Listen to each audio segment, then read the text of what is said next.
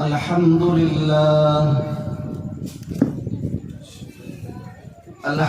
لله نحمده ونستعينه ونستغفره ونؤمن به ونتوكل عليه ونعوذ بالله من شرور أنفسنا ومن سيئات أعمالنا من يهده الله فلا مضل له ومن يضلله فلا هادي له ونشهد أن لا إله إلا الله وحده لا شريك له ونشهد أن سيدنا وحبيبنا وسندنا ومولانا محمد صلى الله تبارك وتعالى عليه وعلى آله وأصحابه وذرياته وأهل بيته أجمعين. أما بعد فأعوذ بالله من الشيطان الرجيم. بسم الله الرحمن الرحيم. فأقم وجهك للدين حنيفا. وقال الله تبارك وتعالى في موضع آخر: إن الدين عند الله الإسلام. وقال النبي صلى الله عليه وسلم: كل مولود يولد على الفطرة وأبواه يهودانه وينصرانه ويمجسانه أو كما قال صلى الله عليه وسلم. درود شریف پڑھیے. یا رب صل وسلم دائما عبدا على حبيبك خير الخلق كلهم.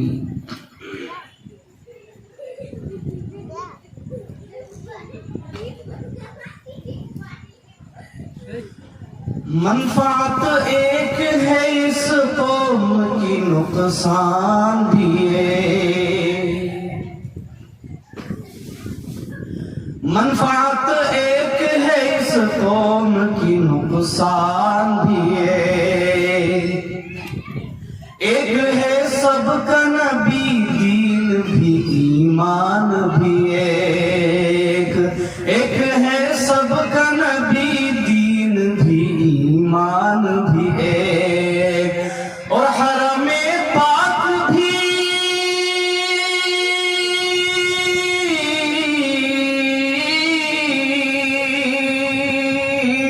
حرم پاک بھی قرآن بھی اللہ بھی ایک.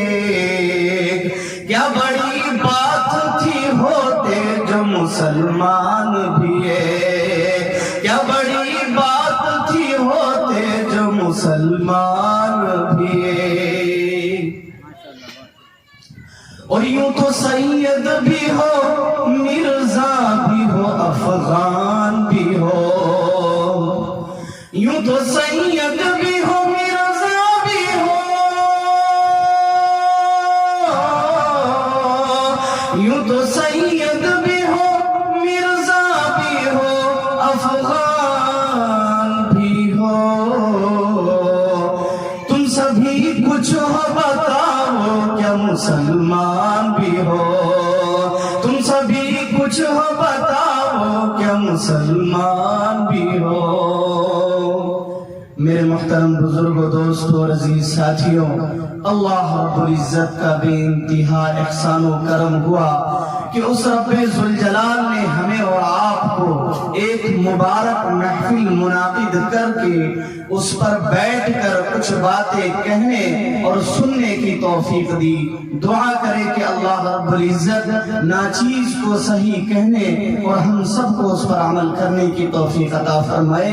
میں ہمیشہ یہ کہا کرتا ہوں کہ راتیں لمبی ہو جائے، باتیں بھی لمبی ہو جائے، لیکن عمل سے خالی ہو، عمل ناپید ہو، عمل بالکل نہ ہو، تو یاد رکھیں وہ رات بھی بیکار، وہ باتیں بھی بیکار۔ لیکن مختصراً بات ہو اور مختصر سی باتوں پر اگر ہم سب کا عمل ہو جائے تو ہمارا آنا بھی کامیاب، آپ کا بیٹھنا بھی کامیاب۔ اور الحمدللہ اگر عمل کی نیت سے بیٹھیں گے تو اللہ رب العزت اپنی جانب سے ہدایت دیں گے اور عمل کی توفیق عطا فرمائیں گے۔ یاد رکھیں اکثر یہ سمجھنا چاہیے انسان کو کہ جب تک اللہ کی توفیق نہ ہو آپ ایک کلام کر نہیں سکتے اور آپ ایک کلام سن نہیں سکتے۔ اللہ نے توفیق دی، میں کہہ رہا ہوں، اللہ نے آپ کو توفیق دی، آپ سن رہے ہیں۔ اب اللہ سے یہ بھی دعا کر لیجئے کہ پیارے اللہ جو پہلا کہا جا رہا ہے اور جو سنا جا رہا ہے اس پر ہم سب کو عمل پر گامزن کر دیجئے۔ اللہ ہمیں کہنے سننے سے زیادہ عمل کرنے کی توفیق عطا فرمائے۔ میرے عزیزوں، میں نے جو قرآن کریم کی آیت پڑھی اور حدیث کا ایک ٹکڑا پڑھا، دونوں سے ایک مطلب نکلتا ہے، لیکن اس مطلب نکالنے سے پہلے میں آپ سے یہ سوال کرنا چاہتا ہوں کہ بتائیے اللہ نے جو نعمتیں دی ہیں ان میں سب سے بڑی نعمتیں کون سی؟ سب سے بڑی نعمت کون سی؟ وَسَخَّرَ لَكُمُ الشَّمْسَ وَالْقَمَرَ وَسَخَّرَ لَكُمُ اللَّيْلَ وَالنَّهَارَ۔ اللہ رب العزت نے بے شمار نعمتیں ہمیں اور آپ کو عطا کی۔ وَإِن تَعُدُّوا نِعْمَةَ اللَّهِ لَا تُحْصُوهَا، اگر آپ میری نعمتوں کو شمار کرنا چاہو تو شمار نہیں کر سکتے۔ یقیناً اللہ نے ہمیں سورج بھی عطا کیا جس سے ہم فائدہ اٹھاتے ہیں، چاند بھی دیا، ستارے بھی دیا، اللہ نے بے شمار نعمتیں دی۔ ہاں میں بتاتا چلوں، راتیں اللہ نے دی، دن اللہ نے دیا، یہ زندگی ہمیں اور آپ کو اللہ نے دی، آنکھیں اللہ نے دی، زبان اللہ نے دیے، کان اللہ نے دیے، غرضے کے آب شارے ساری چیزیں اللہ نے دی ہیں۔ ہاں یہ ندیاں بھی اللہ نے دی، یہ جھرنے، یہ اڑتے پتے اور یہ لہلہاتے درخت، اور ہر درخت میں الگ الگ پھل، ہر درخت کے الگ الگ پتے، ہر پھلوں کے الگ الگ مزے، یہ ساری نعمتیں ہمیں اور آپ کو اللہ نے مفت میں عطا کیا۔ بتائیے اس کے لیے کچھ دینا پڑا؟ کچھ بھی نہیں، مفت میں عطا کیا۔ لیکن یاد رکھیے ان تمام نعمتوں میں سب سے بڑی نعمت جو ہمیں اور آپ کو اللہ نے عطا کیا ہے وہ ہے ایمان کی دولت، وہ ہے ایمان کی دولت۔ ورنہ یاد رکھیں، سوچنا چاہیے کہ اگر ہمیں اور آپ کو غیر کے گھروں میں پیدا کر دیتے اور ہم مسلمان نہ ہوتے، اچھا جو یہ شکایت کر رہے ہیں کہ جی مجھے تو پیدا کر دیا اس گھر میں، یاد رکھیں کل مولود یولد علی الفطرہ، اللہ رب العزت نے ہر انسان کو، ہر بچے کو جب ولادت کرتا ہے، جب پیدا کرتا ہے، جب اس کی تخلیق کرتا ہے تو یاد رکھے فطرت پر پیدا کرتا ہے، اور فطرت کا معنی ہے اسلام۔ یعنی انہیں ایمان کی دولت عطا کر کے اللہ رب العزت آسمان دنیا سے اس زمین دنیا میں بھیجتے ہیں، ایمان کی دولت عطا کر کے۔ لیکن ان کے والدین یا تو اسے ایمان کی دولت ہی میں رکھتے ہیں، ایمان بنا کر رکھتے ہیں، یا ان کے والدین نصرانی بناتے ہیں، یہودی بناتے ہیں، یا مجوسی بناتے ہیں۔ جس مذہب کے ماننے والے ان کے والدین ہو اسی مذہب میں وہ ڈھال لیتے ہیں۔ لیکن یاد رکھیں اللہ رب العزت ہر انسان کو اسلام میں پیدا کیا ہے، تو سب سے بڑی دولت ایمان کی دولت ہے۔ کیوں سب سے بڑی دولت ہے؟ یاد رکھیں آج ہم یہ سمجھتے ہیں کہ جس کے پاس بینک بیلنس ہو، ساری راحتیں ہو، ایئر کنڈیشن کمرے ہو، بڑی عمارتیں اور بڑی بلڈنگیں ہو، وہ یہ سمجھتے ہیں کہ میں کامیاب ہو گیا۔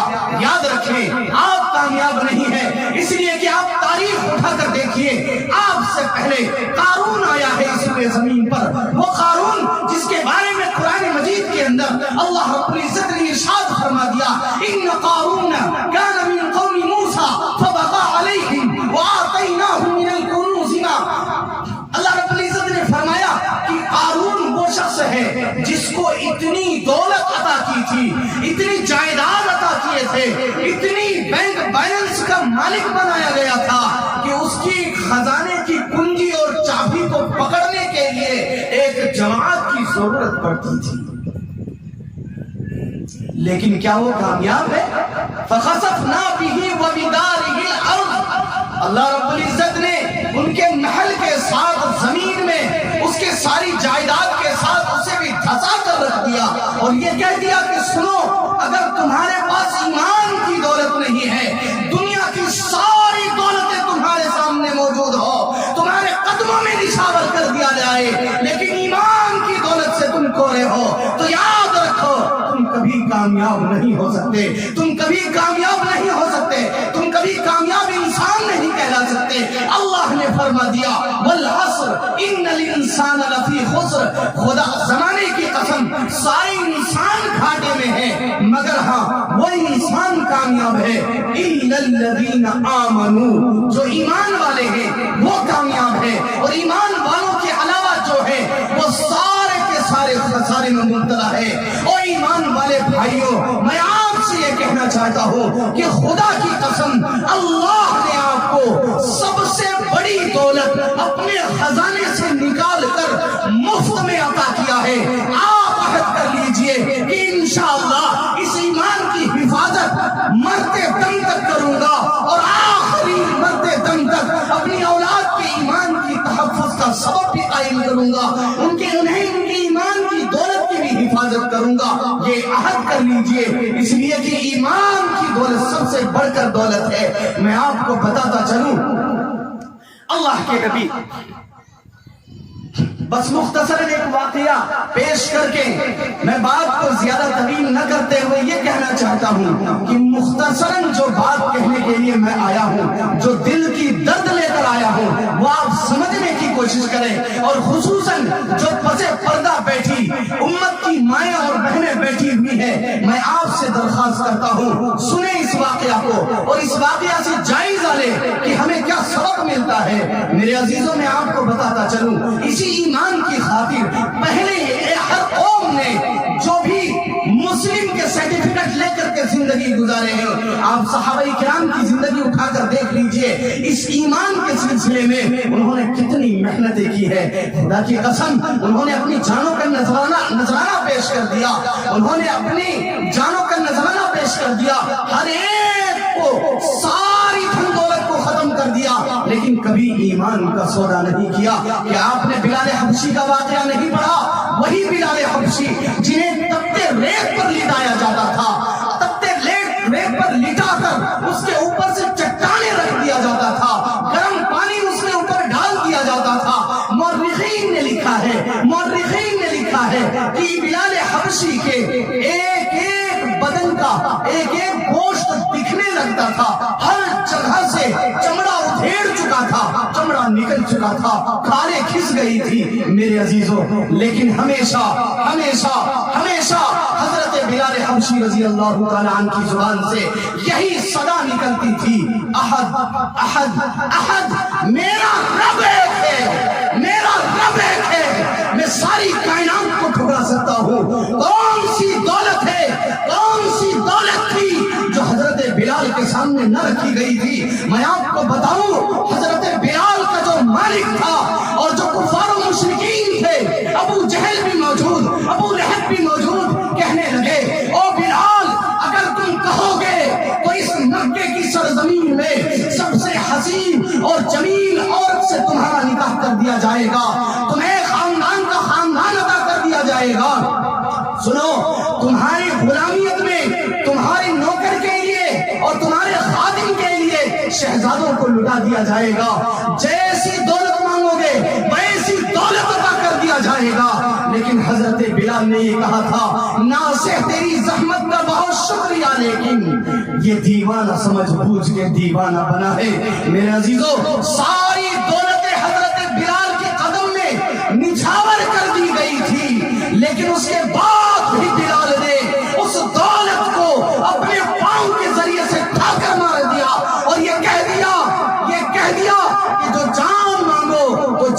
دیں گے، جو مال مانگو تو مال دیں گے، جو جان مانگو تو جان دیں گے، جو مال مانگو تو مال دیں گے، مگر ہم سے یہ نہ ہو سکے گا کہ نبی کا جاہ و جلال دے دے۔ میرے عزیزوں، ایسی زندگی گزاری ہے اسلام کے مت والوں نے، آج ہمیں بھی حج کرنا ہے۔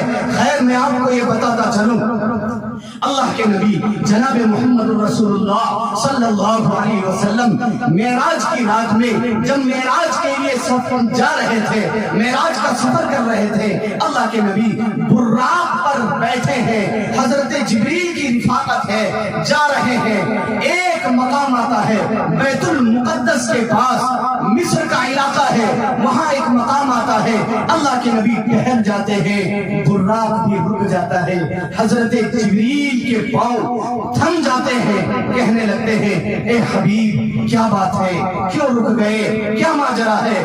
اللہ کے نبی نے کہا کہ اے بلال ذرا دیکھو تو صحیح، ذرا اپنی ناک کا جائزہ لے لو، کتنی بھینی اور کتنا عمدہ خوشبو آ رہی ہے، کتنی اچھی خوشبو آ رہی ہے، کیا بات ہے؟ حضرت جبریل کہتے ہیں اے اللہ کے نبی یہ خوشبو یقیناً آ رہی ہے، لیکن میں آپ کو بتاؤں یہ خوشبو کہاں سے آ رہی ہے؟ اللہ کے نبی نے کہا اے جبریل جلدی بتاؤ یہ خوشبو کہاں سے ہے؟ اللہ کے نبی سے حضرت جبریل علیہ السلام یہ عرض کرتے ہیں، ادھر ادھر نہ دیکھے، باتیں ادھر ہو رہی ہیں۔ میں نے شروع ہی میں کہا تھا اسی لیے کہ جو باتیں کہی جائے اس پر عمل کرنے کی کوشش کریں۔ میں بہت بڑی دولت کی بات کر رہا ہوں، ایمان کی دولت۔ مسئلہ یہی ہے، مال مفت دیرے بے رحم، جو مال مفت میں ملتا ہے نا اس کی پرواہ نہیں ہوتی۔ ایمان کی دولت اللہ نے ہمیں اور آپ کو مفت میں عطا کیا ہے، لیکن یاد رکھیں اس کا حساب کل قیامت کے دن ہم میں سے ہر ایک کو دینا ہے۔ خیر میں عرض یہ کر رہا تھا، میری مائیں اور بہنیں جو پردے میں بیٹھی ہے وہ خاص طور سے سنیں۔ حضرت جبریل کہتے ہیں اے اللہ کے نبی یہ وہ مقام ہے اور یہ جو خوشبو آ رہی ہے یہ فرعون کی بیٹی کی خادمہ اور ان کی باندی مشابہ کی قبر سے یہ خوشبو آ رہی ہے۔ مسند احمد کی حدیث ہے، میں آپ کو بتاؤں، اللہ کے نبی کہنے لگے ذرا تفصیل سے بتاؤ جبریل کیا بات ہے؟ حضرت جبریل کہتے ہیں اللہ کے نبی حضرت موسیٰ علیہ السلام کا دور ہے اور فرعون کی بیٹی کی خادمہ فرعون کی بیٹی کے بالوں میں کنگھی کر رہی ہے اور اتفاق سے وہ کنگھی گر جاتی ہے اور اس خادمہ کی زبان سے نکل آتی ہے لا الہ الا اللہ موسیٰ کریم اللہ۔ فرعون کی بیٹی کہتی ہے کہ یہ کیسا لفظ یہ کیسے لفظ کی تم نے ادائیگی کی ہے؟ یہ کلمہ پہلی مرتبہ میں نے سنا ہے، بتاؤ یہ کلمہ کس کا ہے؟ رب تو میرا ابا جان ہے، یعنی فرعون رب ہے، تم کسے رب مان رہی ہو؟ وہ کہتی ہے کہ سنو او محترمہ سنو، تمہارا رب بھی اللہ ہے، میرا رب بھی اللہ ہے، اور تمہارا باپ جو ہمیشہ یہ کہا کرتا ہے انا ربکم الاعلی کہ میں ہی تمہارا رب ہوں، سنو تمہارا باپ فرعون کا بھی رب اللہ ہے۔ اس کے بعد وہ بندی کہتی ہے کہ میں ہرگز تمہارے باپ کو رب نہیں مانتی، میں تو اس اللہ کو رب مانتی ہوں۔ چنانچہ اس کی بیٹی تیش میں آ گئی اور اپنے والد سے کہا کہ بادشاہ سلامت، ابا جان یہ فلاں خادمہ کسی دوسرے رب پر ایمان تسلیم کر چکی ہے۔ چنانچہ فرعون تیش میں آتا ہے اور درباریوں سے کہتے ہیں کہ ذرا لایا جائے، اس خادمہ کو لایا جائے اور دربار میں پیش کیا جائے۔ وہ خادمہ آتی ہے، ان سے سوال ہوتا ہے کہ بتاؤ تم میرے علاوہ کسی اور کو رب مانتی ہو؟ وہ خادمہ ببانگے دہل یہ کہتی ہے سنیں میں اپنی بہن سے اور اپنی ماں سے یہ کہنا چاہتا ہوں، اور آج جو ارتداد کی ہوا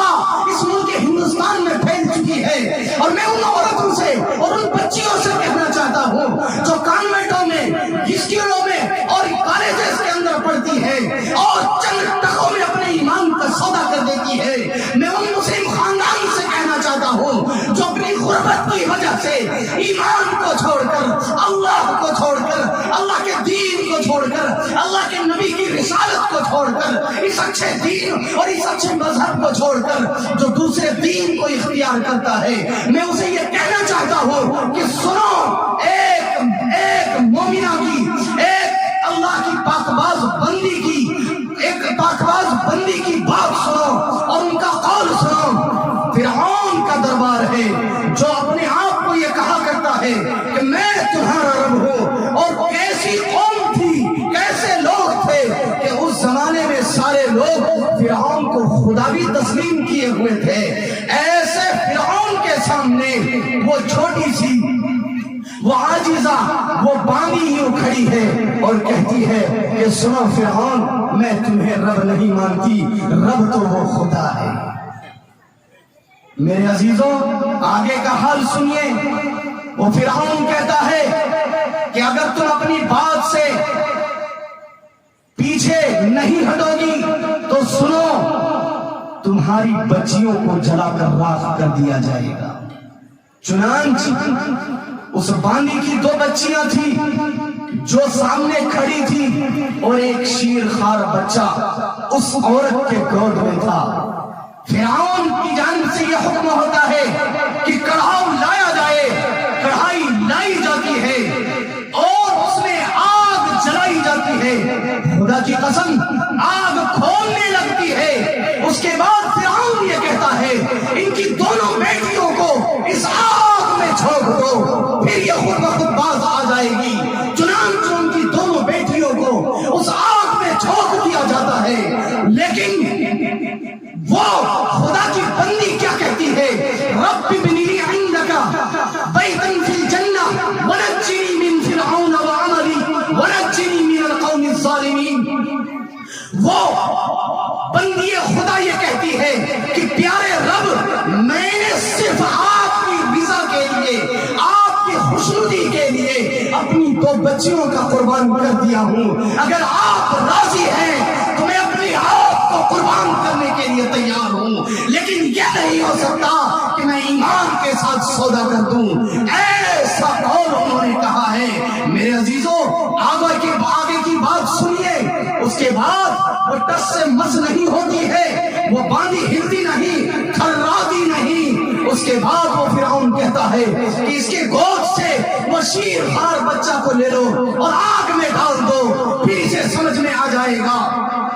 چنانچہ دودھ پیتا بچہ، جو چھوٹا بچہ ہے، اس بچے کو اٹھایا جاتا ہے اور آگ میں پھینک دیا جاتا ہے۔ اس بچے کو آگ میں پھینک دیا جاتا ہے، لیکن جب اس بچے کو آگ میں پھینکنے کے لیے اس کا خادم جا رہا تھا تو وہ باندھی رونے لگی، اس لیے کہ دودھ پیتا بچہ تھا، رونے لگی۔ لیکن اللہ کی جانب سے اس چھوٹے بچے کو قوت گویائی ملتی ہے، اور وہ چھوٹا سا بچہ اپنی زبان سے یہ کہہ اٹھتا ہے کہ امی جان فکر نہ کرے، فکر نہ کرے۔ جس خلیل کو نمرود نے، جس حضرت ابراہیم کو نمرود نے آگ میں ڈالا تھا، اور اس خلیل کے لیے اللہ نے اپنے خلیل کے لیے آگ کو گلے گلزار کر دیا تھا، وہ رب آج بھی ہے، قیامت تک ہمیشہ ہمیشہ وہ رب رہے گا۔ وہ رب آج بھی ہے۔ آج جب مجھے آگ میں ڈالا جائے گا تو وہ آگ بھی آج وہ رب گلے گلزار بنا دے گا۔ میرے عزیزوں، آگ میں ڈالا جاتا ہے، اس کے بعد پھر اس باندی کو بھی آگ میں ڈالا جاتا ہے، لیکن یہ باندی یہ کہہ اٹھتی ہے کہ فرعون، تو یقیناً میرا بادشاہ ہے، میں تجھے بادشاہ تسلیم کرتی ہوں، لیکن رب نہیں۔ لیکن ایک فریاد ہے، ایک درخواست ہے، اور وہ درخواست یہ ہے کہ جب یہ میں اور میری اولاد جب جل کر راکھ ہو جائے تو سب کی ہڈیوں کو ایک ہی جگہ دفن کرنا۔ فرعون کہتا ہے کہ میں ظالم بادشاہ تو ہوں، لیکن تمہاری بہت ساری خدمت ہے ہمارے پاس، اس لیے میں تمہاری اس بات کو مانتا ہوں۔ فرعون نے اس کی ساری ہڈیوں کو اکٹھا کر دیا گیا، اس کو دفنا دیا گیا۔ سینکڑوں سال کے بعد اللہ کے نبی معراج کے سفر میں جا رہے ہیں، کہاں زمین میں دفن ہیں، اور اللہ کے نبی کو خوشبو پہنچ رہی ہے۔ میرے عزیزو، یہ کون سی دولت ہے؟ یہ ایمان کی دولت ہے۔ یہ وہی ایمان کی دولت ہے کہ جس کی وجہ سے اللہ رب العزت نے وہ نبی جو سراپا خوشبودار ہے، وہ نبی جو سراپا خوشبودار ہے، بتا دیتی تھی خوشبو مصطفیٰ کی، بتا دیتی تھی خوشبو مصطفیٰ کی، ابھی اس راہ سے آقا گئے ہیں۔ تو آقا کیا پورا جسم خوشبودار ہے، لیکن اس کے باوجود آقا سفر معراج پر ہے، اور اس خادمہ کی خوشبو، اس خادمہ کی قبر کی مٹی کی مہکار اللہ کے نبی کے پاس پہنچتی ہے۔ میرے عزیزو، عرض کرنے کا مقصد یہ ہے کہ یہ ایمان ہی کی دولت ہے، ایمان ہی کی دولت ہے۔ اگر ایمان کی رمق باقی ہے تو یاد رکھے کل قیامت کے دن ہمارا اور آپ کا حساب و کتاب بہت آسان ہوگا، اور اس ایمان کی روشنی سے ہم اور آپ اور ساری کائنات جو ایمان والے ہوں گے وہ پرسیات کے راستے کو پار کر جائیں گے۔ اس لیے عہد کریں کہ انشاءاللہ ہم اپنے ایمان کی بقا اور ایمان کی حفاظت کی کوشش کریں گے انشاءاللہ۔ یہ عہد کر لیں، ہمارے ساتھ آپ بھی کہیں کہ مرتے دم تک انشاءاللہ ہم اپنے ایمان کی حفاظت کرتے رہیں گے، اپنی اولاد کی حفاظت کرتے رہیں گے، اپنی اولاد کے ایمان کی حفاظت کرتے رہیں گے۔ میں اپنی ماؤں اور بہنوں سے آخری گزارش کرنا چاہتا ہوں، دنیا والے کتنا ہی آفر دے، لیکن آپ اسے کہہ دے کہ توحید کی امانت سینوں میں ہے ہمارے، توحید کی امانت سینوں میں ہے ہمارے، آسان نہیں مٹانا نام و نشان ہمارا، اور باطل سے ڈرنے والے اے آسمان نہیں ہم، باطل سے ڈرنے والے اے آسمان نہیں ہم، سوار کر چکا ہے تو انتہا ہمارا۔ دنیا کی ساری کفر کی طاقتیں آج اکٹھا ہو گئی ہیں، اور مسلمانوں سنو میری بات کو، دنیا کی ساری طاقتیں اکٹھا ہو گئی ہے صرف اس لیے کہ تاکہ آپ کو ایمان سے خارج کر دیا جائے۔ لیکن یاد رکھیں، جس دور میں ایمان کے سودے کی بات آئی ہے اس دور میں ایمان والے اپنے ایمان کی حفاظت کی ہے۔ میں اسی ملک ہندوستان کا واقعہ بتاؤں، آج سے 200-250 سال پہلے کا واقعہ ہے، جب اسی ملک میں انگریزوں کا ناپاک قدم پڑا ہے۔ تو گجرات کا واقعہ ہے، وہاں پادری حضرات عیسائی لوگ کھانا تقسیم کر رہے تھے، چنانچہ بہت سارے لوگ مرتد ہو رہے تھے، صرف اس معنی کر کہ ان کے پاس کھانے کا کوئی سامان نہیں تھا۔ عیسائی لوگ کھانا دیتے تھے، کھانا دینے کی اجرت میں ان کے ایمان کا سودا کرتے تھے، اور یہ کہتے تھے کہ تم عیسائی مذہب کو قبول کر لو، تجھے کھانا ملے گا، تجھے نوکریاں ملے گی۔ آج بھی میں آپ کو بتاؤں، آج بھی ایسے دلے موجود ہیں جو آپ کے ایمان کا سودا کرنے کے لیے تیار ہے۔ میں آپ کو بتاؤں، مہاراشٹر کا واقعہ ہے، ہمارے حضرت مولانا خلیل الرحمن سجاد نعمانی دام فیوزہم، اللہ ان کی زندگی کو صحت و عافیت کے ساتھ طویل فرمائے۔ حضرت کہتے ہیں کہ 1 سال کا جائزہ ہے، 5000 مسلمان گھر والے وہ مرتد ہو گئے،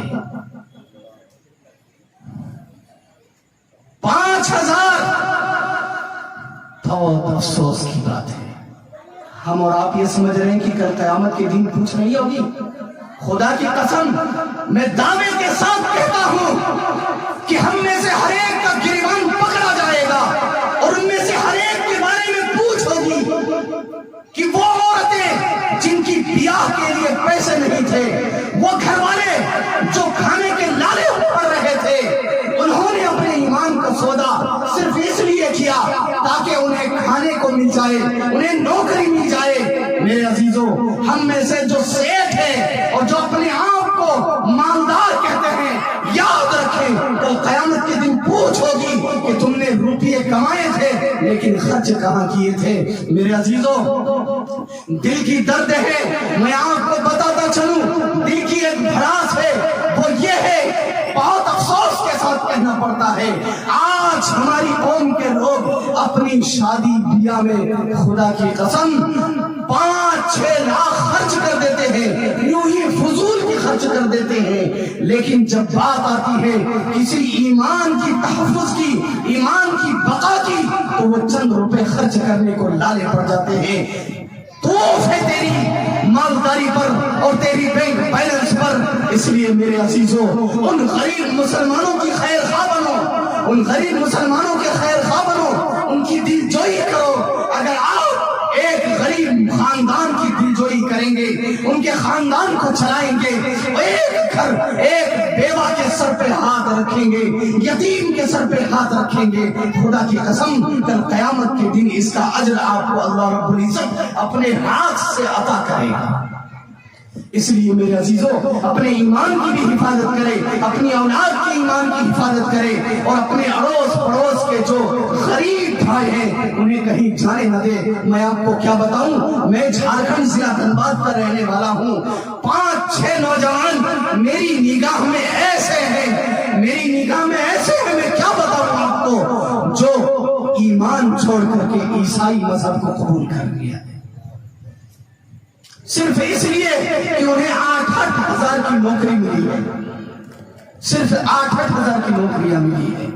وہ 8 ہزار کے چکر میں اپنے ایمان کا سودا کر دیا۔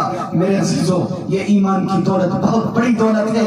میں کہاں تک بتاؤں آپ کو، میرے پاس خدا کی قسم وہ زبان نہیں ہے۔ میں اپنی پگڑی آپ کے قدموں میں رکھنا چاہتا ہوں، اور اپنی پگڑی کا واسطہ دے کر کہنا چاہتا ہوں، وہ باندھی جس کی قبر کی مٹی کی مہکار اللہ کے نبی کے پاس آتی ہے، اللہ کے نبی کے پاس وہ خوشبو پہنچتی ہے، اس قبر کی مٹی کی مہکار کا واسطہ دیتا ہوں اور آپ سے درخواست کرتا ہوں، اپنے ایمان کی حفاظت کیجئے، اپنی اولاد کے ایمان کی حفاظت کیجئے، اپنے دوست احباب اور جو رشتہ دار جو غریب بیوہ یتیم ہیں ان کی دل جوئی کیجئے، ان کی باز پرس کیجئے۔ یہ بہت بڑی سعادت کی بات ہے۔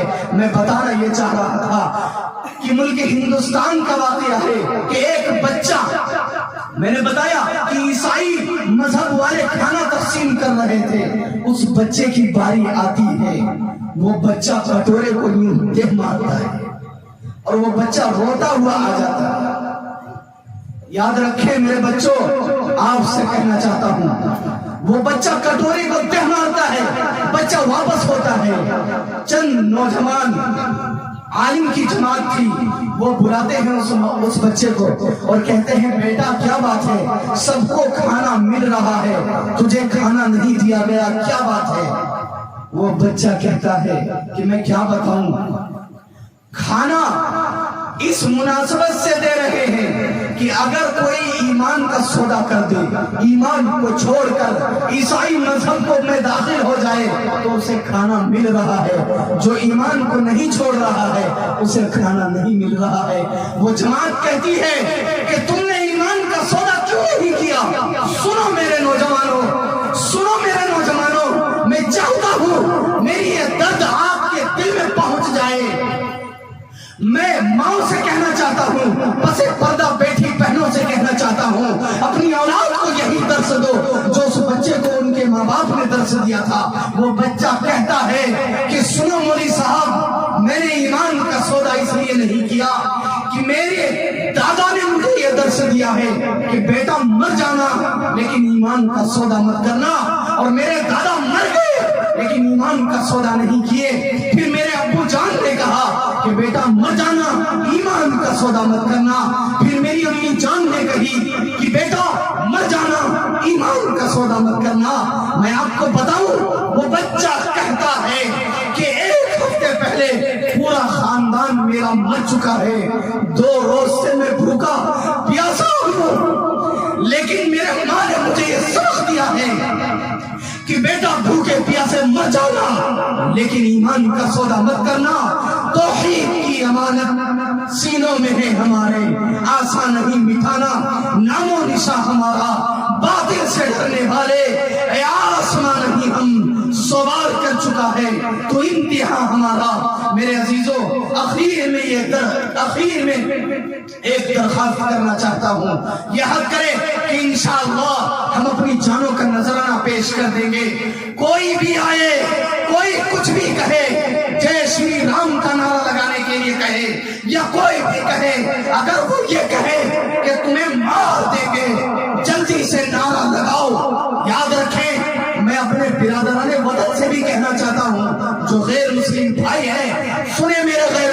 بھائی آپ کی جگہ میرے دل میں ہے، میں آپ سے محبت کرتا ہوں، لیکن اس کا مطلب یہ نہیں کہ میں اپنے ایمان کو چھوڑ دوں۔ میرے ایمان نے مجھے یہ کہا ہے کہ ہر ایک مذہب کے ماننے والوں سے محبت کرو، میرے ایمان ہی نے تو مجھے یہ درس دیا ہے۔ اس لیے عہد کرے کہ انشاءاللہ کچھ بھی ہو جائے گا، ہاتھ اٹھائیں میرے ساتھ کہے کہ انشاءاللہ۔ اللہ کے نبی نے ہاتھ اٹھا کر رکھے، اللہ کے نبی نے یہ کہا تھا کہ ایک وقت آئے گا کہ ہاتھ میں آگ لے کر کے، ہاتھ میں آگ رہے گی اور آپ کو ایمان کی حفاظت کرنی پڑے گی۔ آپ میرے ساتھ کہیے کہ ہاتھ میں آگ نہیں، بلکہ ہاتھ میں اگر پہاڑ جیسی آگ بھی آ جائے، جب بھی ہم اس آگ سے نہیں ڈریں گے اور اسلام کا سودا نہیں کریں گے، انشاءاللہ کریں گے، انشاءاللہ۔ یہ میں قدا سبھی کا ہے، قدم قدم پر ہم چلے، یہ میں قدا سبھی کا ہے، قدم قدم پر ہم چلے، ہمارے ساتھ آپ چلے، تمہارے ساتھ ہم چلے، وما علینا الا البلاغ۔